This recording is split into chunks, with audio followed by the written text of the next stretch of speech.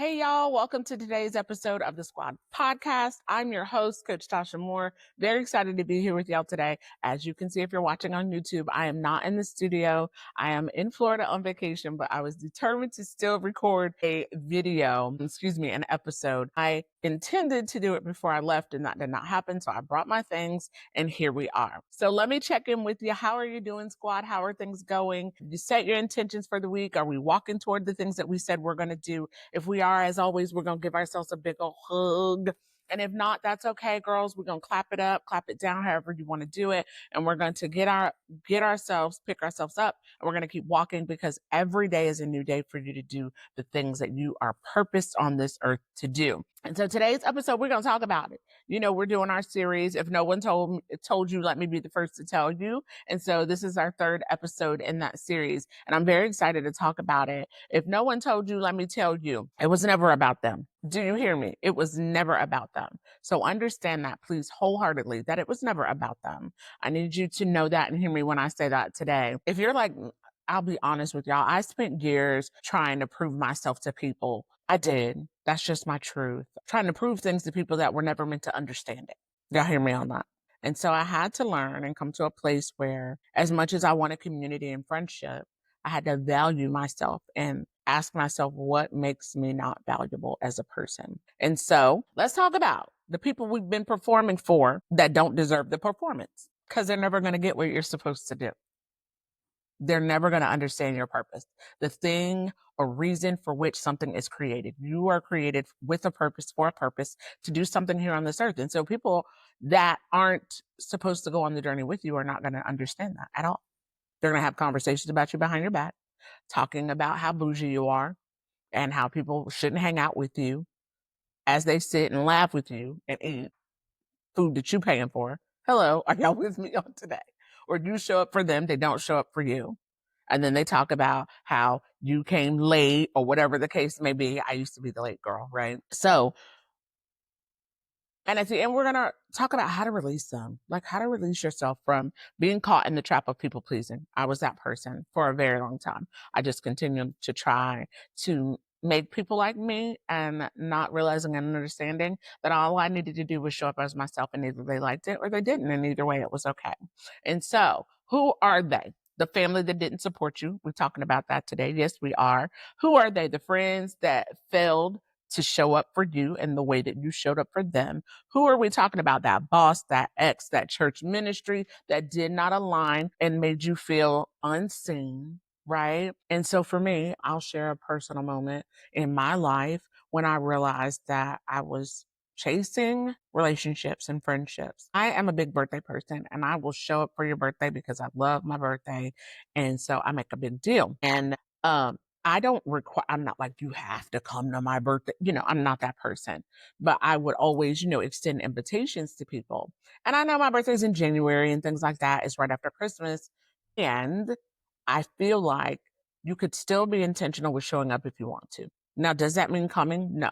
But that means I am a very sentimental girl. If you wrote me a handwritten card, it would be as if you gave me a Birkin bag. And y'all know I love my bags. If you don't, I love a purse. And so for me, it became realizing and understanding that I just wanted people to show up in a way that says, I care about you. I see you, right? And so it didn't have to be that you showed up to my party, or honestly, it was always a birthday dinner. It meant just showing up in a way that says, I see you. Does that make sense? And so who they are the people that don't do that in your life. And so then you have to ask yourself, we said at the beginning, it's not about them. You got to turn the mirror and look at yourself and say, what inside of me makes me think this is okay?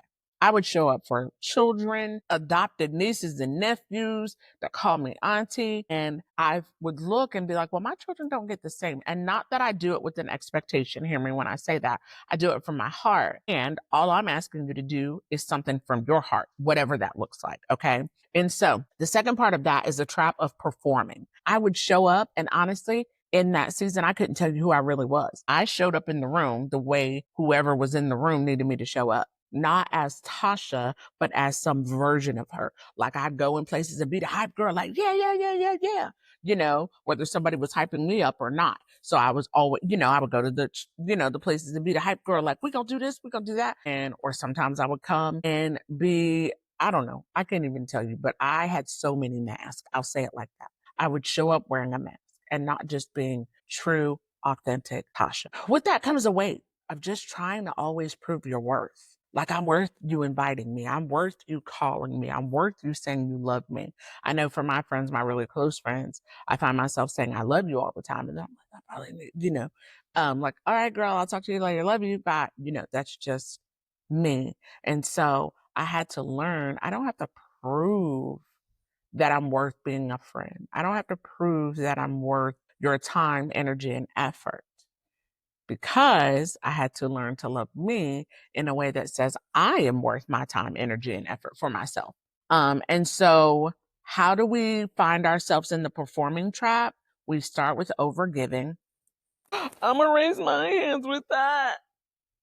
Overachieving. I'm gonna raise both my hands on that. And then undervaluing ourselves. I'll raise my hands on that. All three of those apply to me. I was overachieving. I had to do everything by myself. I did not want anyone's help. Please don't try to help me, because I'm going to tell you, no, I don't need it. I would just really sit and only want to do things on my own. I didn't ask anyone for help because I felt like I needed to do it myself to prove that I could. I don't need you to help me.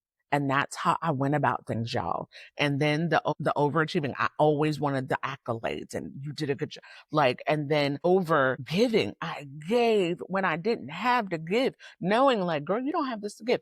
Time, money, loaned, like all that. It was just like, you don't have this to be doing. What are you doing right now? And it was just over the top stuff, staying up late and just doing stuff for people. And it was like, girl, you do realize you have 2 toddlers you got to get up for it in a little bit, right? You have 2 little ones that you're going to have to take care of in a little bit. And you've stayed up all night. And nothing wrong with that, because I am the type of person that loves to help.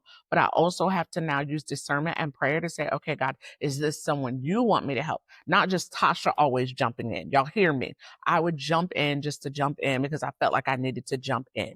And so that is what I'm talking about. Not using wisdom or discernment to say, is this someone God said for me to help? Or am I just jumping in because I got to be everybody's savior?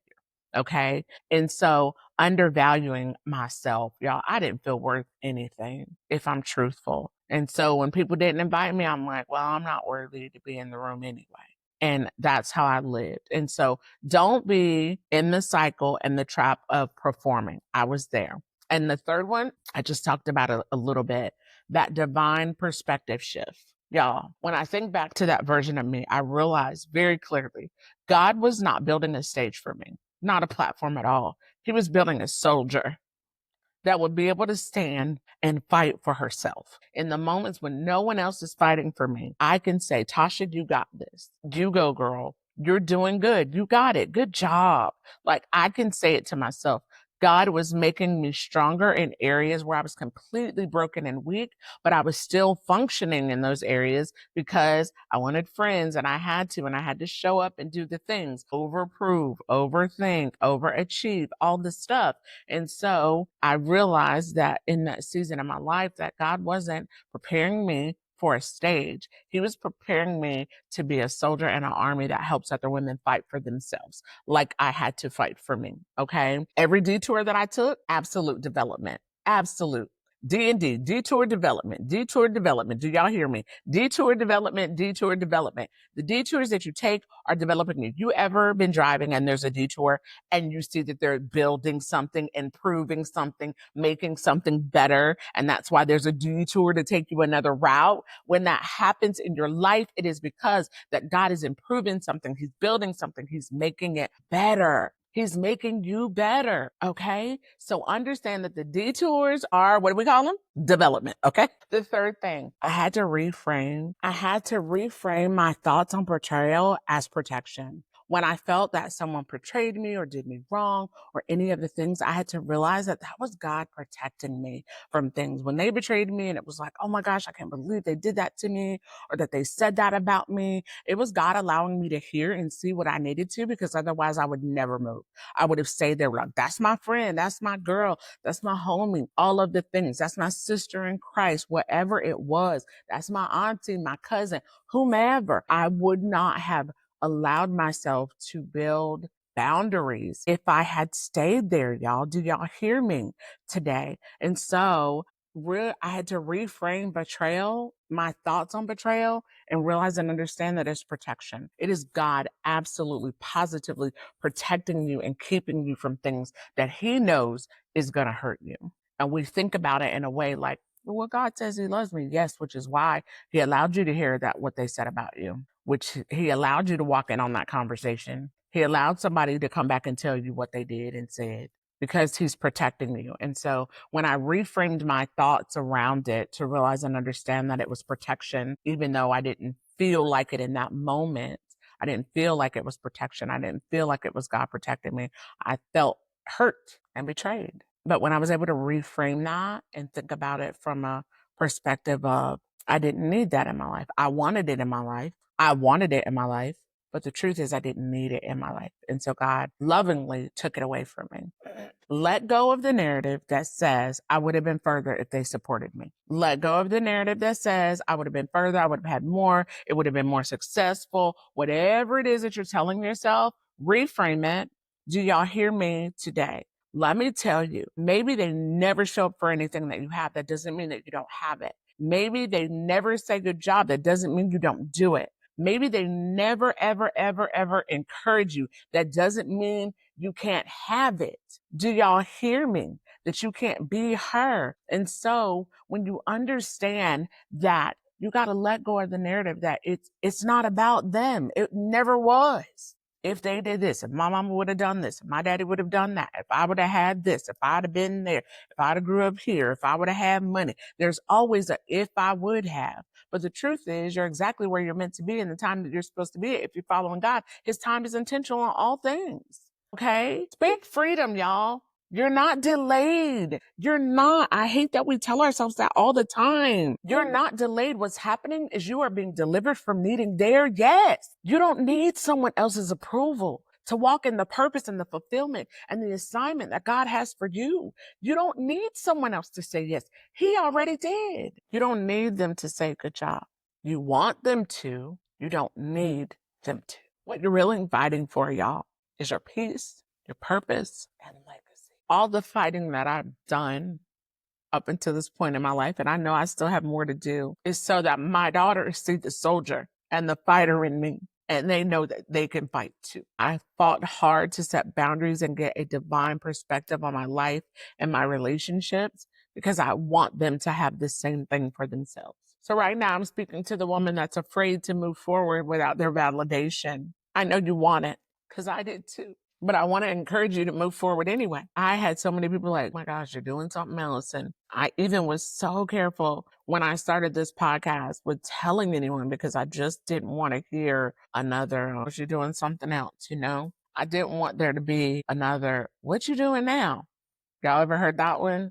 That's not going to work. There's so many people doing that. And I even told myself, another of the Squad podcast is special in my eyes. It's a place where I get to share stuff I've gone through so that other women understand they can come out on the other side too. I don't by any means want anyone to look and say, oh, my story has to be like hers. That's absolutely not what I'm saying. What I am saying to you is you have a story too. Is it like mine? Maybe, maybe not. Does it have to be? Absolutely not.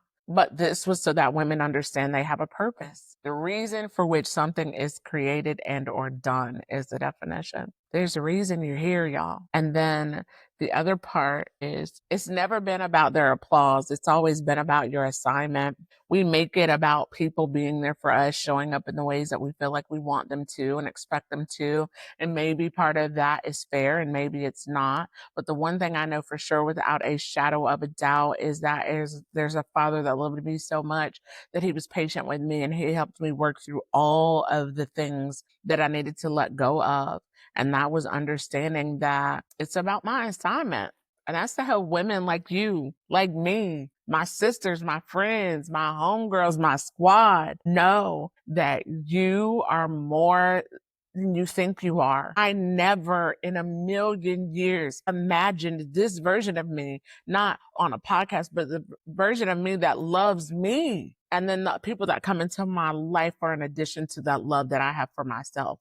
I told somebody the other day, I love you and I love me more. I don't want to say but because that negates the I love you. I love you and I love me too. So here's a boundary for me in that situation.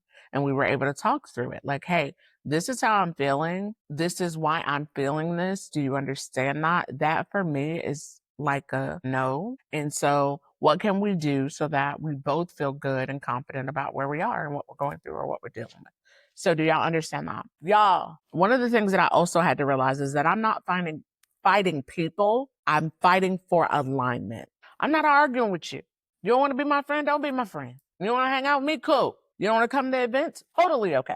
I'm not fighting. I'm not arguing. Well, I showed up for them. I went to their event and they didn't come to mine. So what? I paid because I wanted to go. That's it. I don't go places I don't want to go now. Well, I take that back. Sometimes God has me like going places I don't really want to go. Sometimes I'm like, oh, I just want to sit on the couch today. Then he's like, nope, I need you to go here and do this. So I take that back. Okay. I do sometimes go places that Tasha does not always want to go, but there's always an assignment when I do go. Okay.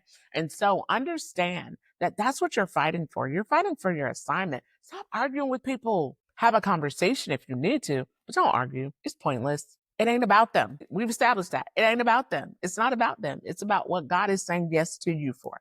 Okay. In my close, because I told y'all short, sweet, and to the point, I'm going to encourage you. You don't need their permission to walk in your calling. You don't. Again, you might want it, but you don't need it. You do not need their permission to walk in the calling that God has for you. Hear me when I say that. Number 2, I'm a journal type of girl. I love journaling. I really and truly do. It's how I'm able to get my thoughts out of my head and look at them on paper, because your girl be all day, every day. And so journaling is such an important part of like my day and my life. I've gotten away from it a little bit, I'll be honest, and I'm getting back into it. I like to be able to write like what I'm thankful for, even what I'm reading in the Bible, what I got from it. And so with that being said, I want you to journal. If it's not this week, whenever, ask yourself, who am I looking for approval from and why? Not that it's wrong. Like for me, when I have an idea, sometimes I'm like, okay, I'm going to talk to my husband about it. My husband, if you know him, he is not a talker. So it's like, why did you need his approval for you to do it? Go to him with the idea like, hey, I just want you to know this is what I'm doing next. Because if you look at, for me, I'll get discouraged because he isn't as excited about it as I am. He's not gonna be. That's not his personality. Now, does he support me? Yes. He will make sure I have all the things, I'm good, stuff like that for the most part. So I had to stop going to say, hey, what do you think about this? That's me looking for his approval instead of, oh my gosh, I have this event. I'm doing this. I'm very excited about it, and just leaving it there as that. And that was just a preface like, hey, honestly, my time's going to be consumed for a little bit. This is what I got going on. Okay. And so not looking for the approval. So asking yourself, who is it that you're looking for the approval from and why? And for me, it was like, oh, I want my husband to say yes. I want him to touch and agree with me. Yes. But do I need him to be like, yeah, that's a great idea? Not necessarily, because he may tell me it is and maybe not. But when I'm looking for it, then I get disappointed when I don't get it. And that makes me want to stop and not do it. That's me. What's your process? What makes you feel like you need it? Is it coming from a healthy place or not? Okay. And then the third thing is, you're not here to be liked. You're here to be liked. I'm going to say that one again. You are not here to be liked. You are absolutely on this earth to be a light. Everyone does not understand the light. Some people like bright light. Some people like dim light. Some people like blue light. Don't worry about if they get your light. Your job is to walk in the light you have, be the light that you are, and shine the way God intended for you when he created. Let's get into these rapid fire. Do y'all hear me today? Shine like a lighthouse in the middle of the ocean and be that beacon where people can see where they're supposed to go. That is my heart for you, because it is absolutely my heart for me, is that I would be a light that would help people see things, women, in themselves that they never saw before. So they can understand they have everything they need to do the things that God said they're supposed to do. They are that girl. You are that girl. Yes, you are. That you are seen, heard, and understood, if only by yourself. And that's okay too. Y'all, rapid fire. Let's go. Let's go. What's one no that turned out to be divine protection? I was going to partner in business with this young lady, and we were talking about doing some women empowerment things at one time. And I was like, yeah, on board. Didn't really pray. A little bit I did, but not really using wisdom. When I tell you divine protection, okay? Have you ever realized you were fighting to be understood by the wrong people? Yeah. Raising my hand. Yes, I have. I have realized that I was fighting for something people were never going to give me because they didn't have it to give. Not bad people, just not my people. And so I was fighting to keep people that were not going to be what I needed them to be, just simply because they weren't capable of. They weren't the people that were supposed to be it for me. And so, yeah, I realized that I was fighting for fighting for the wrong people. I did. I've done that. What did it cost you to let them go? Ooh, that's a good one. Some friendships, because they were friends with others that I was friends with, and people just, I ended up not in the same space anymore. And so, some relationships, I will say, cost me some tears. I'm a big crier. So, yeah, it cost me honestly, some time, because sometimes when things like that happen for me, I retreat into myself and into my head. And so it cost me some headspace when I let them go. I'll be honest on that. And probably some mental capacity, because I had to rebuild. Because for me, things like that were foundation breaking, not knocking a few bricks off the foundation, crumbling it completely. And so I had to learn that life is going to happen and it will knock off a few bricks, but I really had to do the work so it didn't make me crumble foundationally, laying on the couch for days and stuff like that. Nothing wrong for letting the moment be the moment, for feeling what I feel in that moment, but also realizing and understanding that I had to move past the moment and move on in life. Okay. How do you know when you're being led by purpose and not proving? Purpose is the reason for which was something was created and or done. And so when you're fighting for purpose, you realize like, this is in alignment with who I am as a person. This is alignment with what God says about me. This is in alignment with the goals that I have for myself. Right. And so I think it's realizing, like, does this align with me first?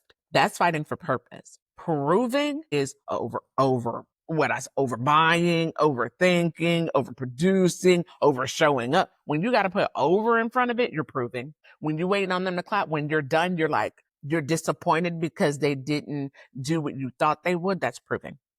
Purpose, I don't get disappointed. Whoever's in the room is in the room. I don't care. I love you showing up on this podcast. I still have to do it if no one listens. That's purpose. Now, proving that I could do a podcast would be me coming over here and being like, yeah, no.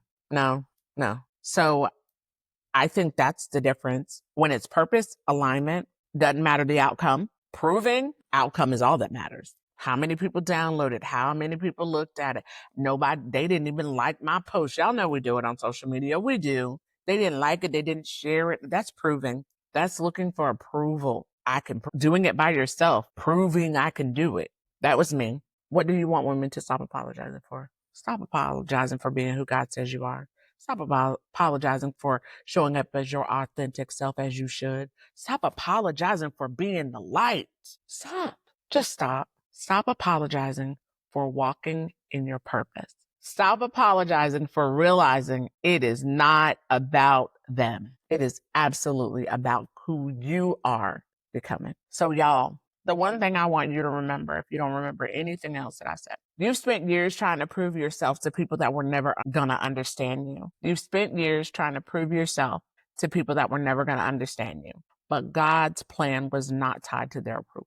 So what I want you to do today is understand it's not about them. It is all about you and what He's created you to do, the light that He has inside of you, and the way that you decide and choose to let that light shine in this earth and in this world, because it's necessary and needed. So squad, thank you so much for tuning in today. Y'all, get out there and walk in your purpose. Your purpose connects to someone else. They cannot walk in theirs unless you are walking in yours. Y'all, we are always combat ready, fighting for her, your healing, your evolution, and you are reclaiming all the things the enemy tried to steal from you. Thank y'all so much. Y'all don't forget to hit the subscribe, download it. Do me a favor. Share this with someone who needs to understand it wasn't about them. It's not about that man that left you who wasn't worth your time anyway. Are y'all hearing me today? It's not about that boss that told you, that teacher that told you you would never be anything. It's not about the family member that said you're going to be just like your mama. Y'all hear me? You're going to have a baby when you're young. It's not about them. It is about you and you alone walking in the purpose that God has for you. Get out there and do it. Y'all have an amazing rest of your week. Thank you so much for tuning in. I'll see y'all later from Florida. Bye.